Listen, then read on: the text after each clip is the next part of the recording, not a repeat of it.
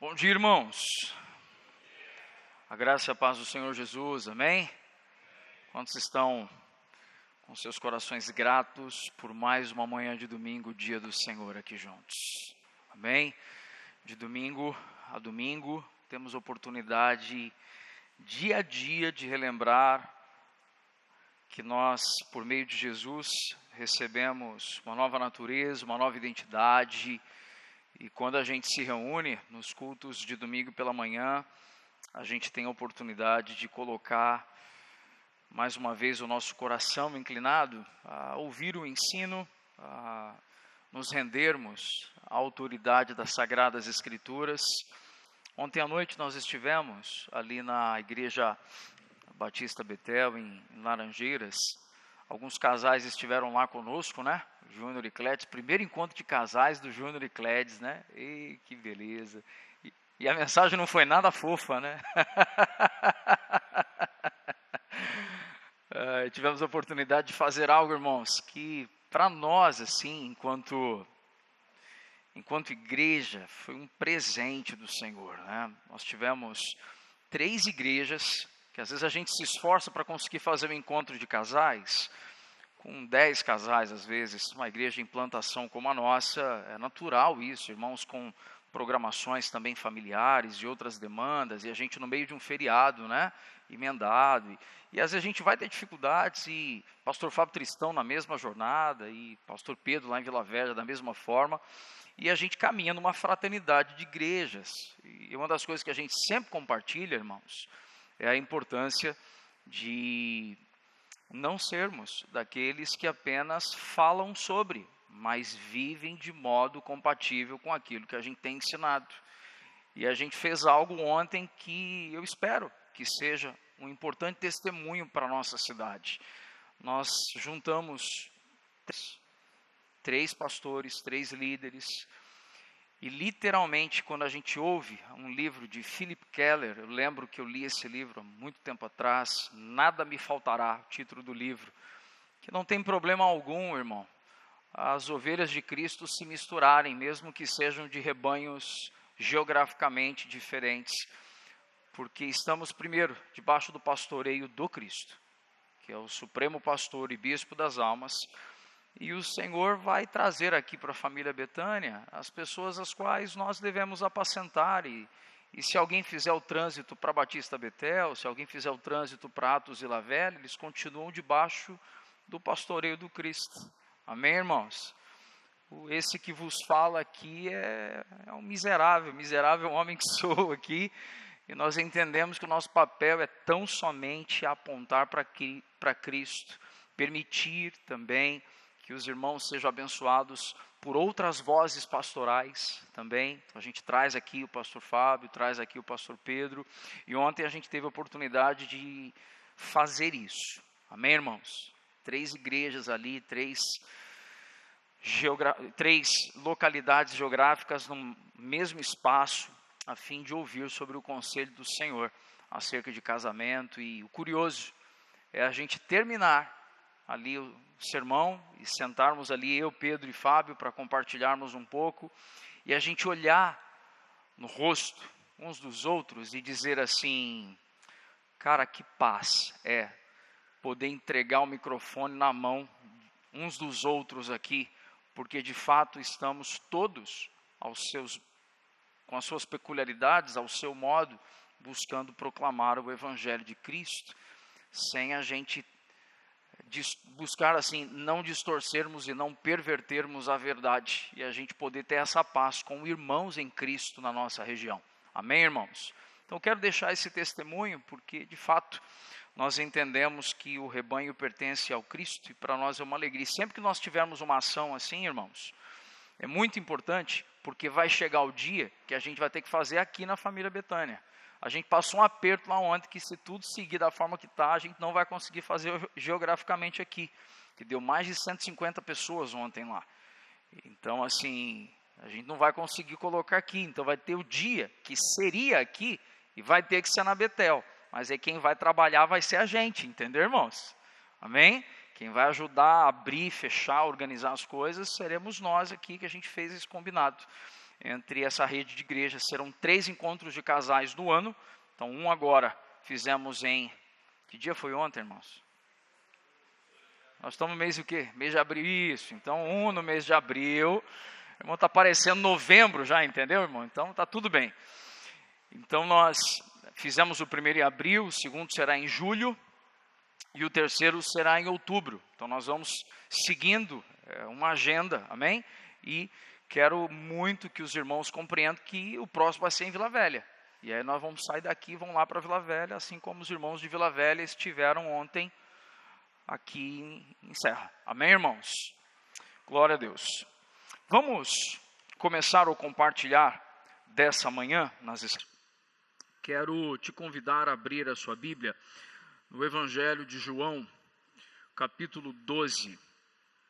Vamos ler dos versos 20 ao 26. João 12, 20 a 26. E à medida que você encontra, vamos estar em pé.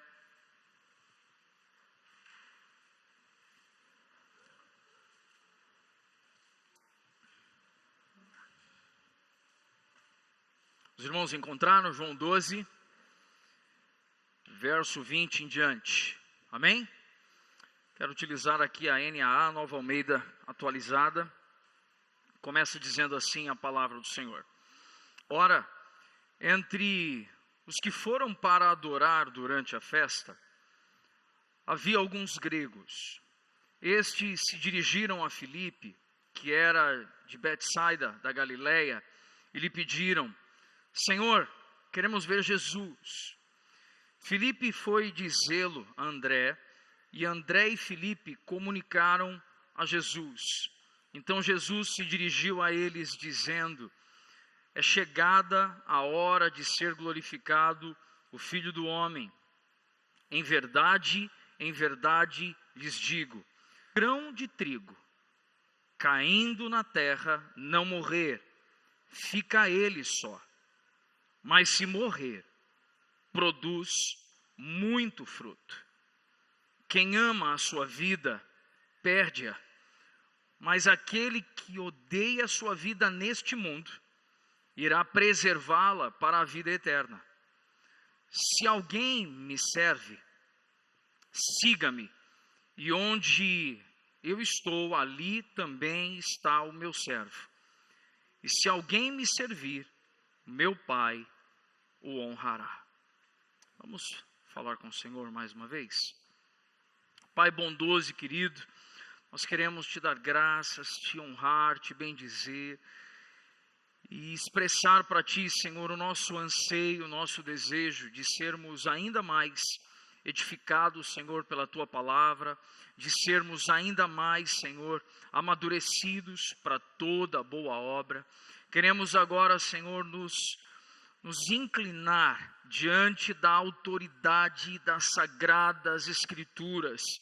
Como o apóstolo Paulo, certa vez escrevendo a Timóteo, disse que toda Escritura é inspirada e útil para exortar, para consolar, para corrigir e instruir. Nós queremos agora, Pai, receber do Senhor toda instrução da Escritura, mediante a autoridade da Tua Palavra. Senhor, por isso também nesse momento, queremos pedir que o Senhor nos dê graça para calar todas as vozes, Pai, no nosso interior, de ideias preconcebidas, preconceitos, estigmas, dogmas, que são incompatíveis com a verdade da Tua Palavra, e que nós possamos, Senhor, nesse momento tão somente, compreender qual a direção que o Senhor está nos guiando, nos conduzindo e nos levando, Senhor. Por isso, nesse instante, mais uma vez, queremos te agradecer, porque é um privilégio sentarmos juntos à mesa para nos alimentarmos, Senhor, dessa palavra que é tão rica, viva e eficaz. Obrigado, Paizinho, em nome de Jesus.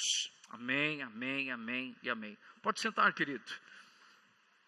Irmãos, estamos hoje na última mensagem de uma série que nós propusemos há alguns meses atrás.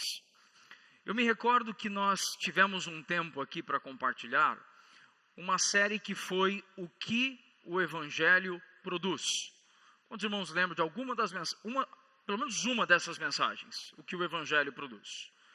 Os irmãos lembram que nós fizemos uso daquelas 4 palavras que estão no quadro, que são 4 expressões que nos ajudam a compreender plenamente a metanarrativa que nos faz perceber a mensagem do Evangelho, pensando em criação, queda, redenção e consumação. Inclusive, a nossa estrutura litúrgica, o nosso modelo litúrgico, ele tem como intuito ser um método, um meio pedagógico de fazer com que a gente compreenda isso. Então, a gente começa o culto falando sobre a obra da criação, sobre aquilo que Deus fez, e tudo o que Deus fez é bom. Mas nós, por conta da queda, falhamos, somos incapazes de cumprir os decretos do Senhor. E é por isso que no meio da nossa estrutura litúrgica, a gente para fazer uma oração de confissão coletiva e fazemos também uma oração de confissão individual, porque compreendemos que por causa da queda, nós nos tornamos, segundo Paulo disse, inúteis a fim de cumprir os desígnios e decretos do Senhor.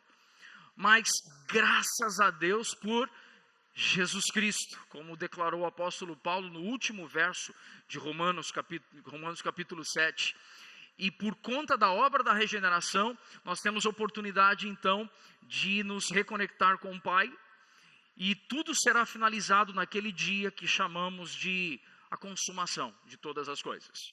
E eu me recordo que nós preparamos inúmeros sermões, falamos sobre família, falamos sobre sexualidade, falamos sobre trabalho, e nós sempre colocamos no prisma de criação, queda, redenção e consumação.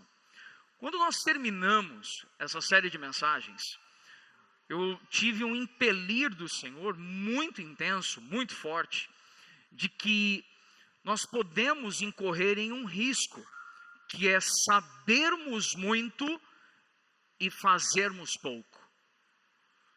Sabermos bastante e nos tornarmos como os gregos antigos, mas com o problema de fazer como os gregos antigos, com a verdade bíblica, irmãos. Porque os gregos antigos, eles amavam o pensamento, eles amavam pensar na vida como seria a vida após a morte. Eles se reuniam no aerópago, e se reuniam nas ágoras, e eles então queriam discutir as ideias, os pensamentos. E eu me recordo que nesse impelir do Senhor, o Senhor trazendo fortemente ao meu coração, que nós deveríamos relembrar, irmãos, que Cristo não teve por nós um amor platônico. Cristo tem por nós um amor que outorgou a sua própria vida em nosso favor. Por isso, falar de o que o Evangelho produz é um passo na jornada cristã, mas um próximo passo na jornada cristã era falarmos sobre membresia associado à serventia. Não é falar apenas do que a gente sabe e de que a gente quer pertencer. A gente quer fazer parte de uma família na fé. E eu quero te lembrar uma frase que temos dito aqui, irmãos. Formar família dá trabalho. Você ouviu o que eu disse? Amém ou não? Formar família dá trabalho, cansa muitas vezes, exaure muitas vezes. Contudo, nós vemos a bondade do Senhor derramada sobre a família que Ele mesmo está formando ao longo dos anos. Nesse cenário, ao longo dessa série, a gente tem sido conduzido uma compreensão progressiva. A gente já tem reforçado que a igreja não é um evento, mas um corpo vivo. Falamos, e eu repito a introdução da mensagem da semana passada, que mortos não servem, que a graça foi distribuída a cada membro, e que os dons não são um instrumento para exaltação pessoal, mas para a edificação do corpo, e que o alvo da igreja é a maturidade de Cristo. Agora preste atenção em algo que eu quero trazer para a nossa reflexão. Nesse ponto da caminhada cristã, e nós somos uma igreja em plantação aqui, irmãos, amém? Somos uma igreja que tem aspectos que são extremamente positivos e outros extremamente desafiadores. E a minha pergunta é, nós estamos falando, e dissemos semana passada, sobre a entrega, sobre a gente repartir da gente. Mas a minha pergunta para o dia de hoje, para essa manhã, é até onde vai a nossa entrega? Eu quero começar com essa pergunta, até onde vai a nossa entrega? Porque o título desse sermão não é que Cristo tão somente tem de si para repartir conosco. Mas o título desse sermão é Cristo nos fez o próprio alimento. Por meio de Cristo, nós fomos feitos o próprio alimento. Nesse entendimento, eu quero trazer uma reflexão para a gente retomar aqui. A gente sempre manifesta o desejo de sermos mais parecidos com Jesus. E aí se eu perguntar assim, quantos querem ser parecidos com Jesus? Aí todo mundo levanta a mão. E a gente inclusive usa uma frase muito pedagógica aqui entre nós. Que Cristo está, que o Pai está formando uma família de muitos filhos, semelhantes a Jesus para a sua glória. E a gente usa normalmente essa expressão para falar que nós queremos ser mais parecidos com Jesus. E agora eu quero fazer uma provocação para nós aqui. Quando nós falamos sobre sermos mais parecidos com Jesus, parecidos como? Você ouviu a minha pergunta, amém? Parecidos como? E se a gente franquear a palavra aqui, nós vamos observar irmãos dizendo, a gente precisa ser como Jesus em seu caráter. E precisamos ou não, irmãos? Os irmãos estão acordados, amém ou não? Nós precisamos ser parecidos com Jesus em seu caráter, amém? Sim. Precisamos ser como Jesus também. A gente quer se mover no poder de Jesus. Então a gente quer sim ter experiências com Cristo, de orar por pessoas e pessoas serem curadas. A gente quer ter experiências com Cristo, de orar por um ente querido que não teme ao Senhor, e ele será alcançado pelo poder do Evangelho. Então a gente quer ser parecido com Jesus no caráter, a gente quer ser parecido com Jesus no poder, mas raramente isso inclui querer ser parecido com Jesus em sua forma de amar. Porque ser parecido com Jesus na sua forma de amar terá a escolha de ser você o próprio alimento. E eu não quero poder ser aquele que vai ser visto como alguém que tem bons modos e bons hábitos tão somente. Que vai ser visto como alguém que tem um caráter correto, né? Nossa, o Felipe é um bom homem, né? É um bom caráter. O Júnior é um bom moço, um bom homem, um cara sério, piedoso. E a gente pensa no nível do caráter, isso é uma bênção e é importante. A gente pensa no nível do poder e sim, isso é útil e proveitoso. Mas precisamos extrapolar essa compreensão e também querermos ser parecidos com Jesus no modo de amar. E o modo de amar de Jesus não é um modo de sentimentalismo. O modo de amar de Jesus é um modo de morrer para que o outro viva. Porque se o grão de trigo não morrer, fica ele só. Contudo, se ele morrer, muito fruto será produzido. Quantos estão compreendendo o que nós vamos compartilhar aqui essa manhã?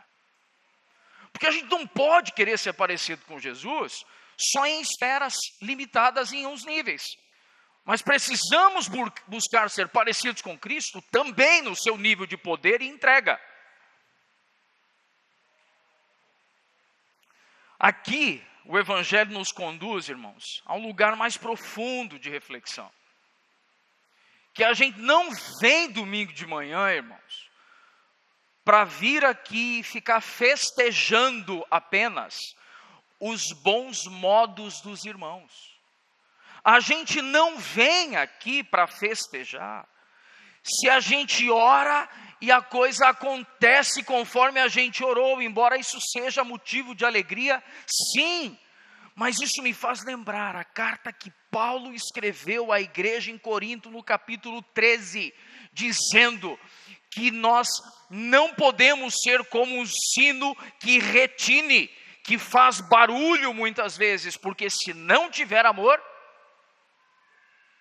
nós não seremos nada. Só que esse amor não está falando de fofurinhas. Esse amor está falando de gente que se rasga assim, para que o outro viva. Quantos estão compreendendo isso, irmãos? Sabe, nesse cenário eu quero trazer o primeiro tópico do sermão dessa manhã. O modelo de Cristo é o cordeiro que se torna o alimento. Isso me faz lembrar, eu lembro que no domingo passado, enquanto compartilhávamos, eu brinquei com os irmãos. Irmãos, eu vou abrir uma aba aqui que não está nem no esboço. E aí agora eu pus no esboço, tudo bem? E a aba de Êxodo, capítulo 12, quando nós temos a instituição da Páscoa. O cordeiro de Cristo, o cordeiro que era, sabemos que para nós hoje, Cristo é o cordeiro de Deus que tira o pecado do mundo, mas naquela época, na instituição da Páscoa, o cordeiro ele não era apenas separado, o cordeiro ele era preparado. O cordeiro ele não era apenas colocado em uma mesa para ser apreciado.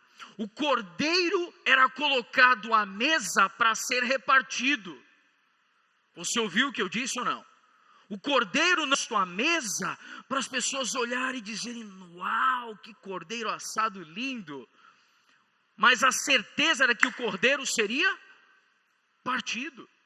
E é nessa prerrogativa que eu quero trazer como reflexão para nós, que o cordeiro não estava ali para ser exibido, ele estava para ser consumido, ele era o sustento. E muitas vezes, nós nos colocamos num cenário, onde nós queremos servir a Deus,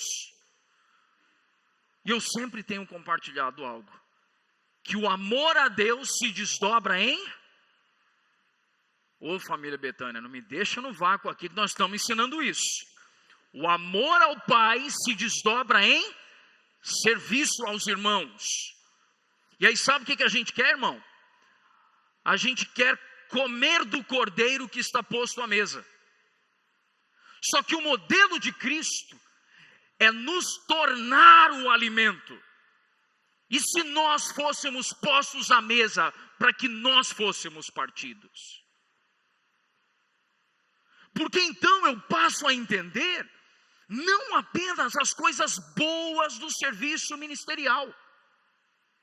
Eu passo a entender que ser partido com dores é parte permanente da jornada ministerial. Porque eu aprendi com o meu Cristo que ir para a mesa e ser partido é uma bênção, porque eu vou alimentar os meus irmãos do depósito da graça de Cristo que eu tenho recebido. Eu não tenho medo de morrer, porque eu estou morrendo todos os dias sendo partido em favor de vós. É o que Jesus estava dizendo quando ele falou: não são vocês que tiram a minha vida, eu a dou por amor a vós. E esse é o modelo que Cristo está nos trazendo, que nós devemos não apenas querer ser servidos pelos irmãos, mas devemos ser aqueles que aceitam ir para a mesa, para serem partidos pelos irmãos.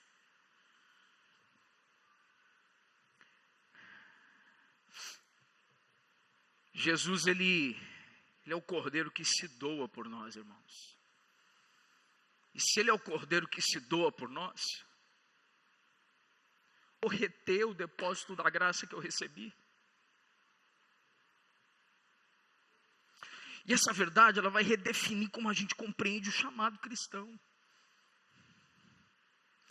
Esses dias eu estava lendo, quando os irmãos da igreja primitiva disseram para Paulo: Paulo, não vai para Jerusalém que você vai ser morto, Paulo. Não vá. E o que Paulo fez, irmãos? que Paulo fez? O instinto de preservação é da igreja, não é do indivíduo. O instinto de preservação precisa ser para guardar o povo e não para guardar a mim mesmo. Isso é enxergar a vocação como Cristo enxergou a sua própria vida. Quantos estão compreendendo aqui? Pastor, mas isso vai mexer na minha agenda. Me fala algo que eu não saiba então, irmão. Um cara que não consegue nem fazer agenda mais. Estou vivendo literalmente, basta cada dia o seu mal, assim, sabe?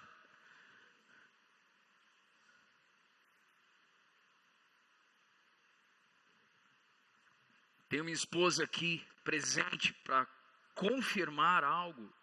Irmãos, como eu careço de planejamento. Como eu careço de organização. Mas como servir a Cristo está arrebentando com o meu jeito. Porque eu tenho descoberto que eu tenho que estar pronto sempre. Os problemas não vão acontecer só quando eu abrir uma caixinha na minha semana para problemas acontecerem ali. Não, irmão. O serviço cristão nos coloca disponíveis sempre. Você ouviu o que eu disse, irmão? O serviço cristão nos põe na mesa para nós sermos partidos.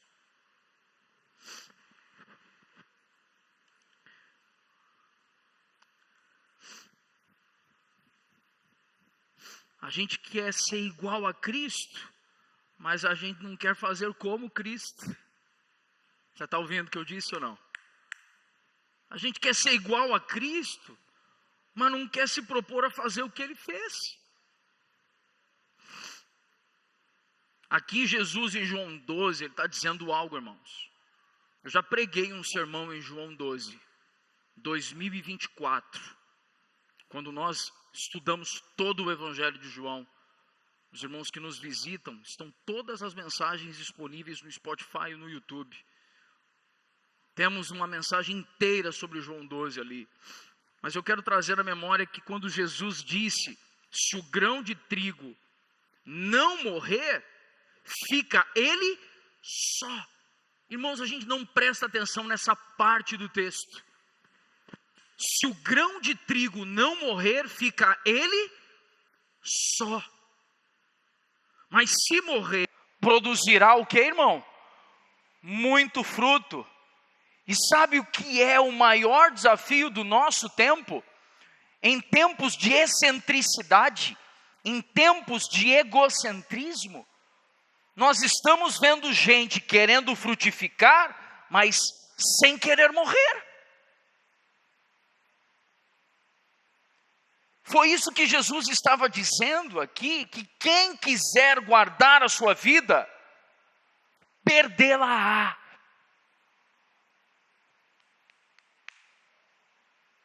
Mas quem abrir mão, por amor de mim, vai receber a dádiva da vida eterna, irmão. Preste atenção em uma frase para você abraçar e guardar na sua memória. Onde há preservação constante, há esterilidade. Vou repetir, onde há o que eu disse? Preservação constante, há esterilidade. Onde há entrega, há fruto. Acerca disso, John Piper afirma: Deus é glorificado quando estamos satisfeitos nele, a ponto de nos doarmos pelos outros. Isso significa que a verdadeira espiritualidade não se expressa apenas em devoção, mas em disposição de entrega.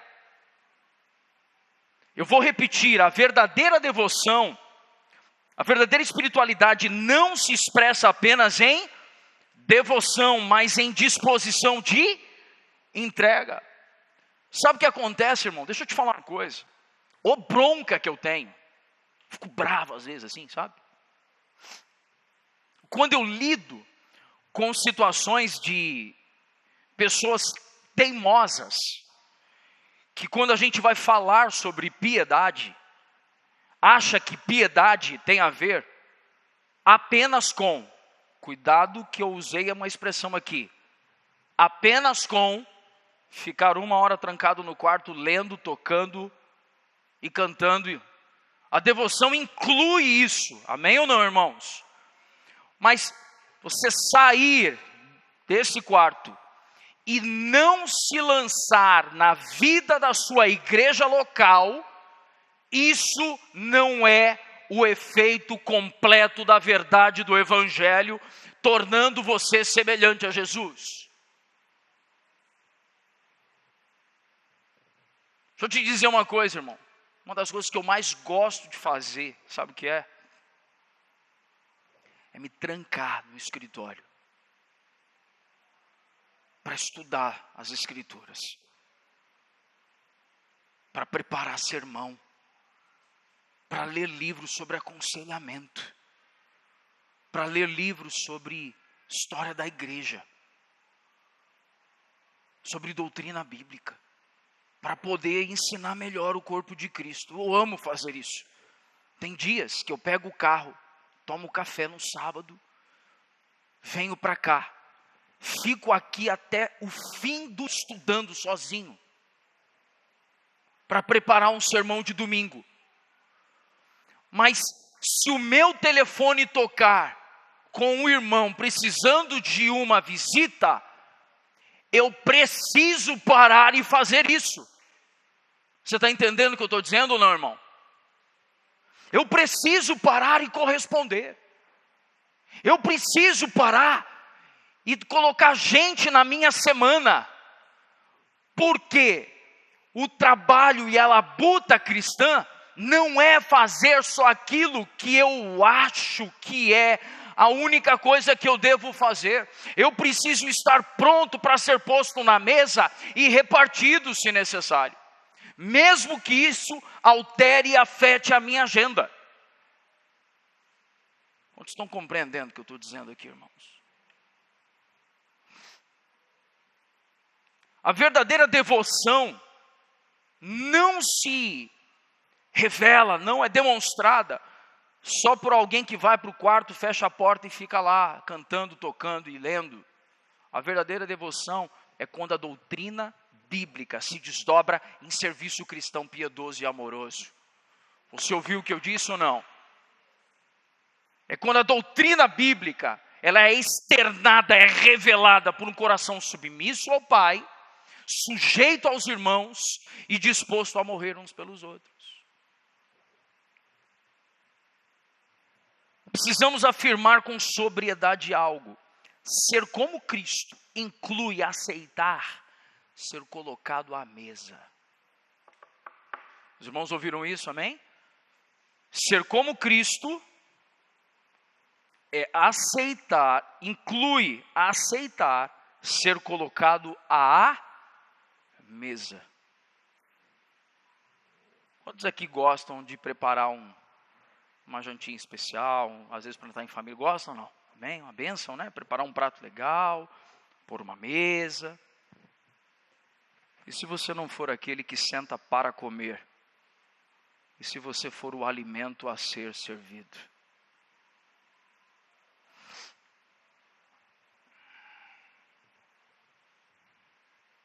Sabendo que alguém vai pegar o garfo e vai lá assim, ó. Pá! E algo sair. E está tudo bem algo sair de você. Quando gente enferma tocou em Jesus, Jesus disse, alguém me tocou. E Jesus sabia que alguém tinha tocado o corpo dele, porque dele tinha saído virtude, irmão. Você recebeu virtudes de Cristo, amém ou não? Há virtudes de Cristo em você? Então deixa, irmãos, irem com um garfo muitas vezes e tomarem uma porção dessa virtude que foi outorgada a você. Mesmo isso doa. aí a gente está sendo de fato um pouco mais parecidos com Jesus. Você ouviu o que eu disse, irmão? Parecidos com Jesus no caráter, sim. Parecidos com Jesus no poder, sim. Mas também parecidos com Jesus na entrega. Na entrega. Em Efésios 4, a gente teve a oportunidade de falar sobre o corpo. E que esse corpo deve se apresentar maduro. A maturidade é uma expectativa que nós precisamos cultivar no nosso coração. Mas deixa eu te dizer uma coisa. Maturidade não é acúmulo. Maturidade é entrega. Você ouviu o que eu disse ou não? O mais maduro não é o que mais sabe. O mais maduro é o que mais se doa. Por isso a gente vê, às vezes, jovens maduros. Por que vemos jovens maduros? Porque maturidade não é o que a gente acumulou de informação. Maturidade é o que a gente desenvolveu de entrega.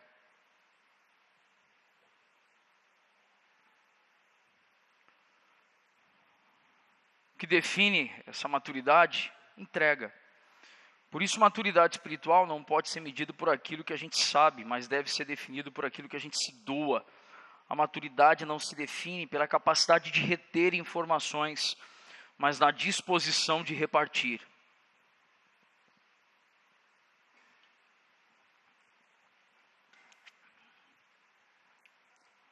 Alguns anos atrás, precisamente no ano de 2022, eu ganhei um livro de um amigo. Um livro de Tim Keller. Como ganhar o Ocidente para Cristo. E Tim Keller, nesse livro, retrata algo. O Evangelho nos liberta tanto do orgulho quanto da insegurança. Quando o coração está firmado na graça, não há necessidade de autopreservação. O serviço deixa de ser uma tentativa de afirmação pessoal e passa a ser uma expressão de amor. Eu quero repetir um trecho dessa citação de Tim Keller. Quando o coração está na graça, não há mais necessidade de autopreservação. Eu quero me dedicar a encorajar os irmãos a algo e preciso perguntar algo. Quantos aqui anseiam verdadeiramente por servir a Cristo em vida aqui na terra? Quantos desejam isso, irmãos? Amém? Sabe qual deve ser uma evidência de quem quer servir a Cristo nessa vida aqui, irmãos? A gente para de se autopreservar. A gente para de querer se proteger.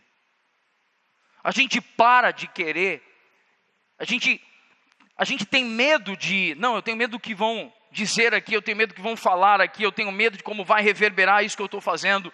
Irmãos, se agimos debaixo das instruções das Escrituras, ainda que sejamos colocados, expostos em alguns momentos da nossa trajetória, eu não tenho necessidade de autopreservação. Eu preciso aprender a me colocar sob a mesa para ser partido.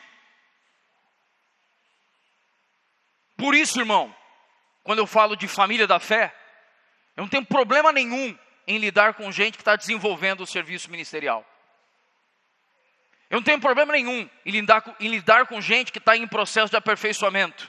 O meu problema está quando há obstinação, o meu problema está quando há autopreservação, e o meu problema está quando há retenção do fluir da graça. Os irmãos ouviram o que eu disse ou não? Quando há o que eu disse? Retenção do fluir da graça. Há um depósito de Cristo derramado. E nós estamos retendo. Então o irmão precisa aprender a amadurecer um pouquinho, meu irmão. Porque a maturidade não põe a gente primeiro na mesa sentado. A maturidade põe a gente à mesa para ser o alimento e para ser servido. É isso que a maturidade faz. Quantos estão comigo até o momento, irmãos? Augusto Nicodemos frequentemente ressalta que a vida cristã madura é aquela que se traduz em prática concreta. Hernandes Dias Lopes diz que a cruz não apenas salva, mas redefine a maneira como vivemos. Sabe uma das coisas que precisamos ter em mente, irmãos? E eu quero dizer algo para ti, que diante disso, pessoas maduras mudam a pergunta. Elas saem de um lugar, o que falta para mim? Como eu posso desenvolver melhor o meu serviço cristão, o meu chamado, o meu ministério? A maturidade pergunta, o que falta para os meus irmãos? Você está ouvindo isso ou não, irmão? O que falta para os meus irmãos? O que eles carecem? E que eu recebi? Agora isso vai ter um efeito que eu preciso chamar a nossa responsabilidade agora como localidade. Como família Betânia, situada em Morada de Laranjeira, Serra. Preste atenção.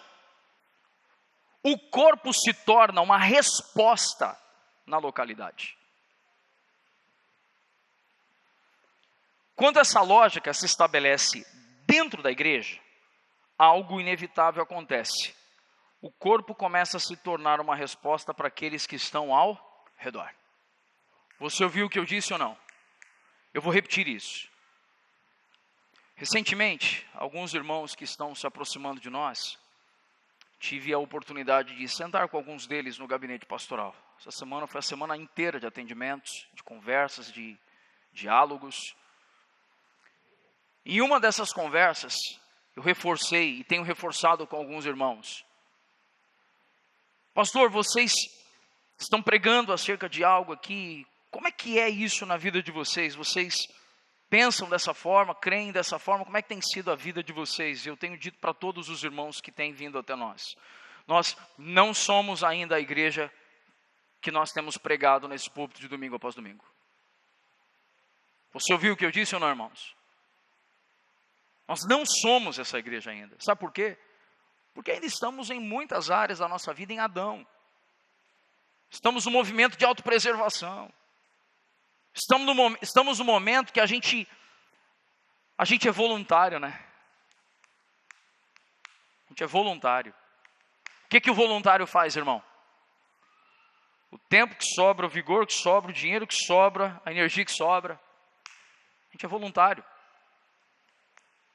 Mas a gente esquece que a gente era escravo do pecado, foi comprado por meio do sangue de Cristo, e nos tornamos agora escravos da cruz de Cristo.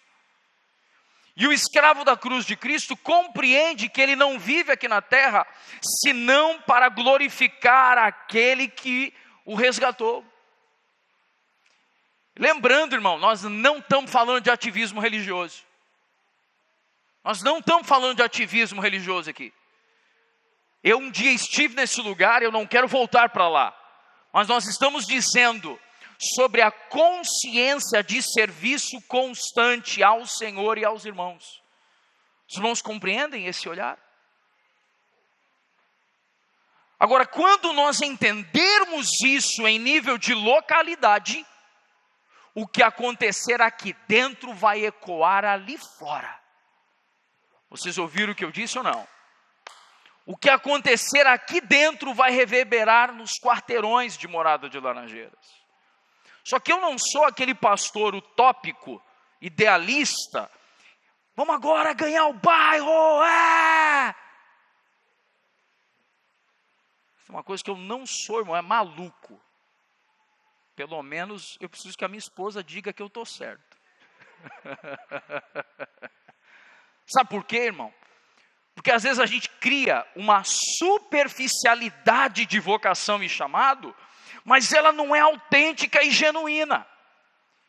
E aí a gente vende para o bairro uma imagem que a gente não é do lado de dentro.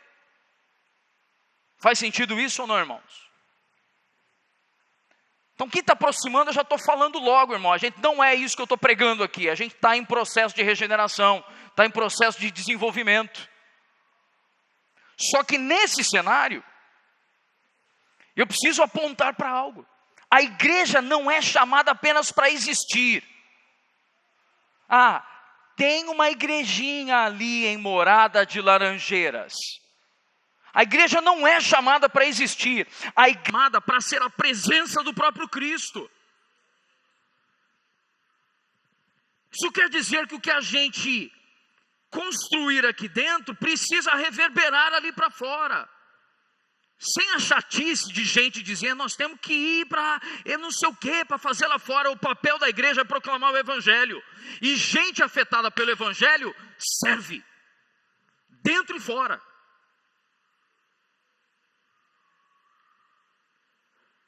Inclusive existe algo muito importante que a gente precisa refletir, igreja. A missão da igreja não é substituir o evangelho por ações sociais. Eu vou repetir isso. Isso dá uma polêmica, irmão. E eu estou perdendo medo de polêmica. Não quer dizer que eu vou virar um treteiro, tá, irmão? Por favor, fique tranquilo. Mas preste atenção. O papel da igreja não é substituir o evangelho por ação social. Existem organizações não governamentais, existem braços de outras religiões que fazem ação social melhor do que nós. O papel da igreja é proclamar o evangelho. Agora preste atenção. No entanto, o evangelho sempre produz um tipo de gente que serve. Você ouviu o que eu disse ou não?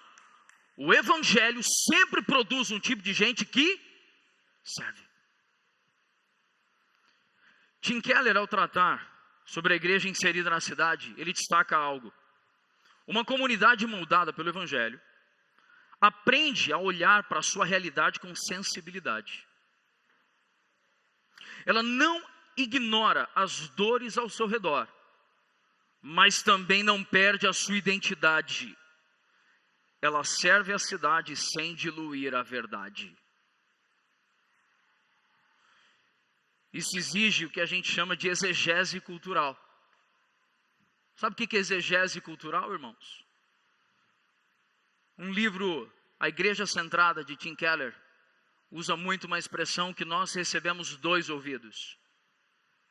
Com um deles, nós ouvimos as dores do mundo, não para responder a eles do nosso jeito, mas com o outro ouvido eu ouço acerca do que a palavra nos ensina, para eu saber exatamente como entregar a este mundo que carece da palavra de Cristo a mensagem do evangelho de forma apropriada.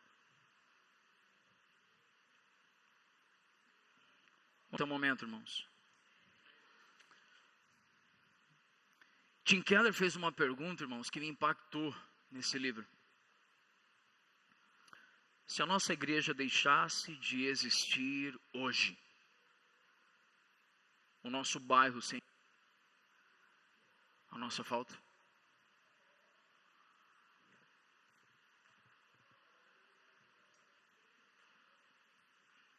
Se a nossa igreja deixasse de existir hoje, o nosso bairro sentiria a nossa ausência. Por isso nós estamos sendo chamados, irmãos, a levantar da cadeira. Quantos me ouviram bem aqui? A levantar da cadeira. A considerar o depósito da graça que já recebemos e a fazer o que tem que ser feito. Deixa eu te falar uma coisa. Gente madura aceita fazer o que não gosta de fazer, sabia? Vou repetir aqui. Gente madura aceita fazer com alegria o que não gosta de fazer. Porque fazer apenas o que gosta é coisa de menino. É ou não é? Aline, Kalel, come de tudo? Quando você fala uma comida que ele não curte aí. Se for entregar na boca dele, como é que vai ser? Vai espernear, irmão. Vai gritar. Vai fazer birra. Irmão, basta de crente birrento. De gente não regenerada ainda assim, sabe? Chega. pastor, mas calma, irmão, eu sou paciente, está tudo bem. Eu vou continuar trabalhando com o coração de irmãos assim. Está tudo bem. Mas você entende que nós estamos chamando o povo para o crescimento, maturidade, para o serviço? Basta da gente ter que administrar minúcias. Basta ter que administrar caprichos. A gente está lidando com um problema tão sério na vida de gente, que às vezes quando eu pego alguns assuntos que são periféricos, não pense que eu não estou dando atenção ao que você está me dizendo, irmão. Eu só não consigo atribuir o mesmo valor mais, porque eu estou ajudando gente a resolver problemas graves e sérios.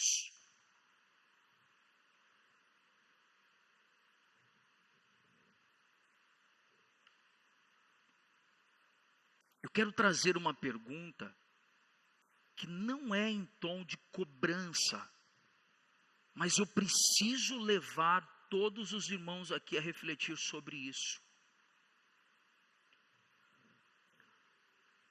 Se todos os crentes dessa igreja local fizessem exatamente o que você, como seria essa igreja?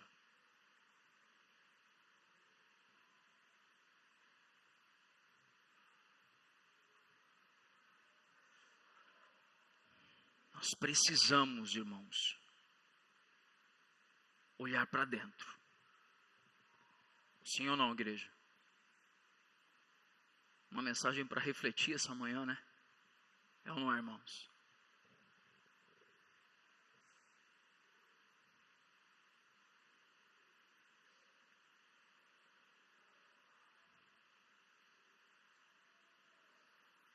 Outro tópico do nosso compartilhar, a entrega da gente, irmão, ela se torna um testemunho.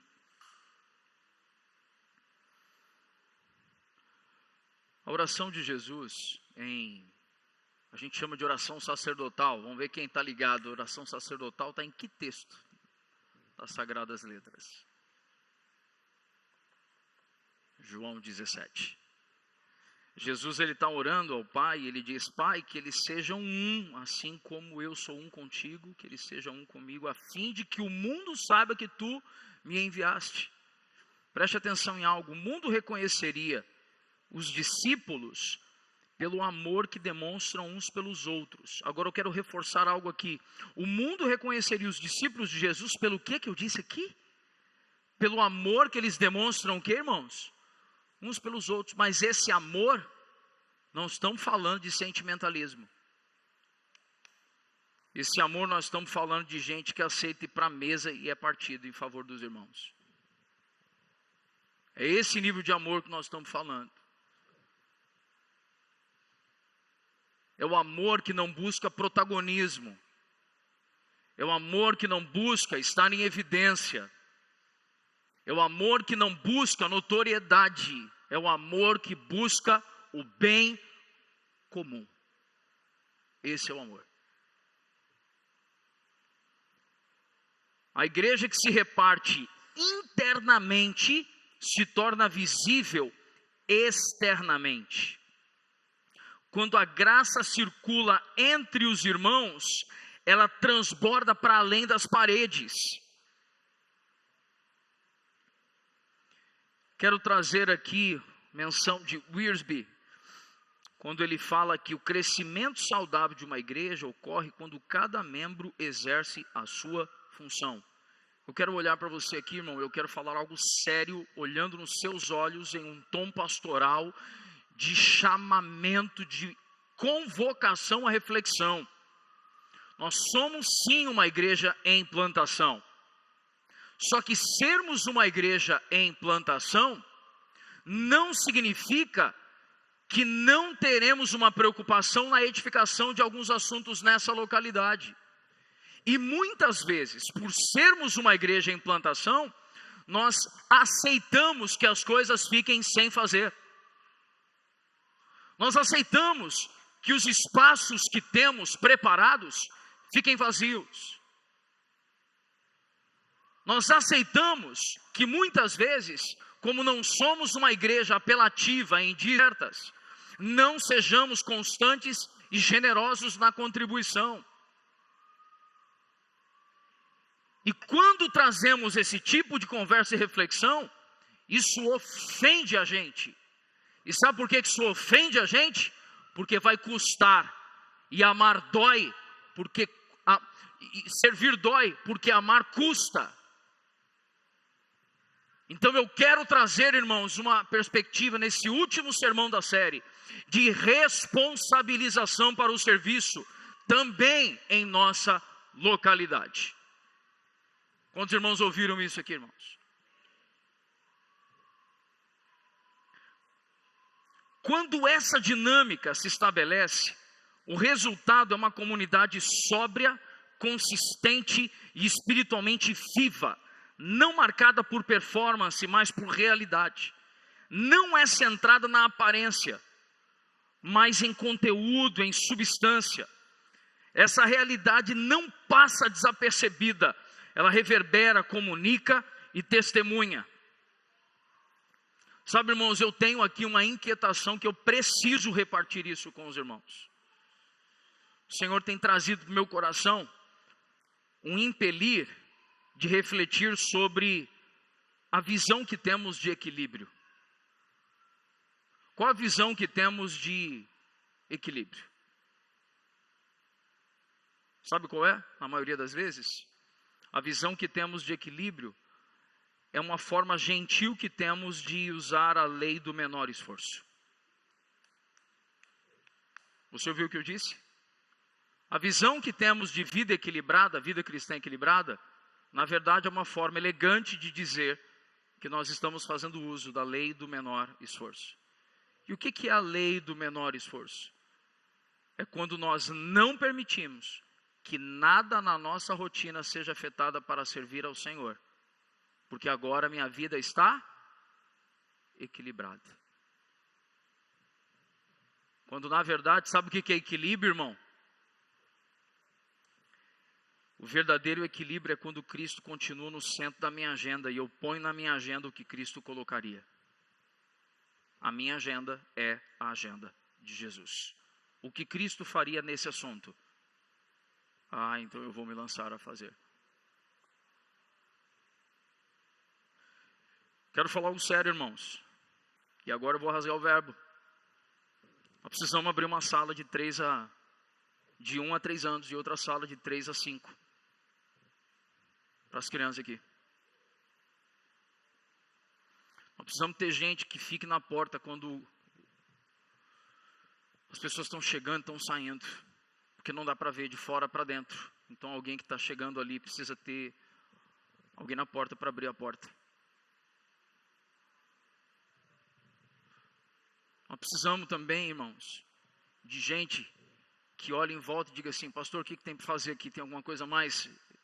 Tem, irmãos, tem coisa demais para ser feita aqui. A gente também precisa de gente para entender que o serviço cristão vai começar pelo serviço na sua localidade. Você ouviu isso, irmão? Vai envolver o serviço na sua localidade. Uma igreja que aprende a repartir vida, ela se torna um sinal visível da graça invisível de Deus. Uma igreja que serve e aprende a repartir vida, ela se torna um sinal visível da graça invisível de Deus. Nós precisamos, depois de horas e horas e horas de exposição do Evangelho, de compartilhar das Escrituras, a gente precisa levantar da cadeira, irmão, descruzar os braços. E precisamos servir de verdade. Membresia e serventia. Não era para ser um slogan bonito. Era para ser um sermão de confronto. Não era para ser marketing religioso. Era para ser uma mensagem de responsabilização coletiva. Você é responsável pela edificação dessa localidade também. Efésios 4 fala que isso é a justa cooperação de cada parte. Qual é a sua cooperação?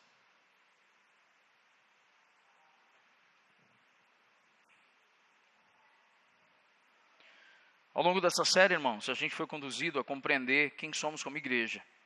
Mas agora nós somos chamados a considerar como vivemos à altura dessa identidade.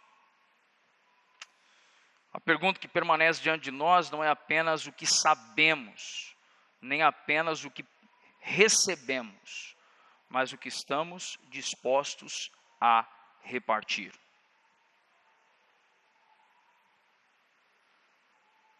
Deus já te colocou alguém no caminho para você cuidar? Então cuida, irmão. Ouviu o que eu falei ou não? Tem alguém que te manda mensagem, te procura, dizendo que precisa de ajuda? Por favor, irmão, cuida. Se responsabilize. Dê continuidade. Responda. Se interesse por essa pessoa. Deixa eu te falar uma coisa aqui, irmãos. Meu filho caçula está desde janeiro em Fortaleza. Ele pode estar distante, mas ele é minha responsabilidade. Ele não é um homem casado. Eu ainda o sustento. Então é minha responsabilidade. Nós nos falamos 1, 2 vezes na semana. Conversas de meia hora, 1 hora, algumas vezes, no fim do dia. Nessas conversas, eu viro para ele e pergunto: como está o seu coração? Qual a temperatura do seu coração quanto ao Evangelho de Cristo Jesus? A gente tem esse aplicativo no celular que a gente vê a localização uns dos outros. E eu vejo, agora ele está na igreja. Fiz contato com um pastor de Fortaleza, pastor Pedro Pamplona, Igreja Batista Filadélfia. Samuel está indo lá. E eu quero saber se ele está indo na igreja. Só que é curioso que se alguns dos irmãos aqui puxarem na memória, vocês percebem também o empenho Da minha parte em saber como alguns de vocês estão.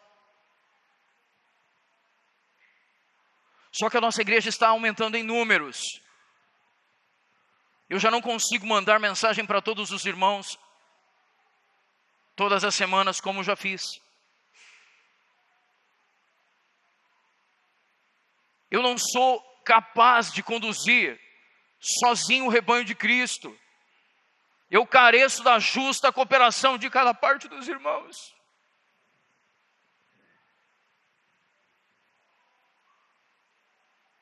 Eu quero ver o corpo edificando o corpo. Eu quero ver a igreja sendo pneumodinâmica, governada e guiada pelo Espírito.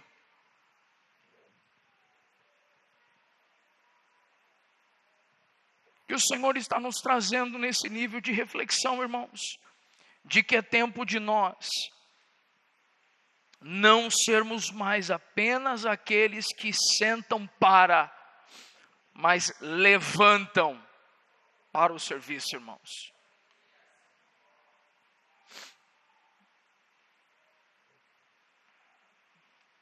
Levantam, estão de pé, estão atentos.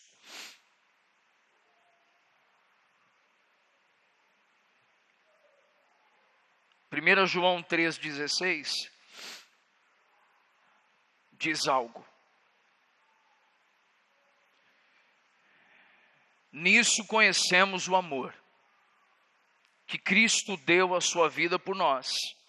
Portanto, também nós devemos dar a nossa vida pelos nossos irmãos.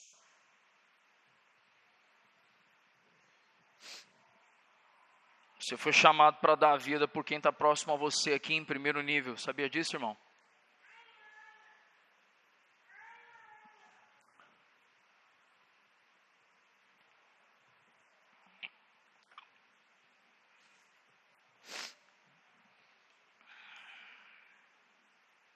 O Senhor está nos chamando, irmãos, claramente, a sairmos da inércia e da inoperância, a adentrarmos um campo onde nós somos aqueles que se tornam alimento e vão para a mesa. Quantos ouviram aqui bem? Acabamos de compartilhar.